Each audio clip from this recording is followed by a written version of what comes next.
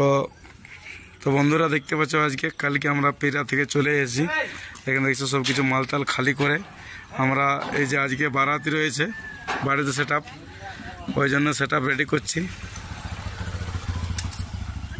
আজকে যে বারাতিটা যাবে সেটা হলো তোমার কাঞ্চনপুর থেকে বঙ্গাবাড়ি। একটু নিচে নামবে করে বেলটারে, বেশি মারিস না, ওটা হালকা মারবি আর সাইডে 2 টাকা টান করবি আগে উপর দিকে বড় টুটা দিয়ে নিয়ে, নাই তো আরো ঘুরে অসুবিধা হয়ে যাবে।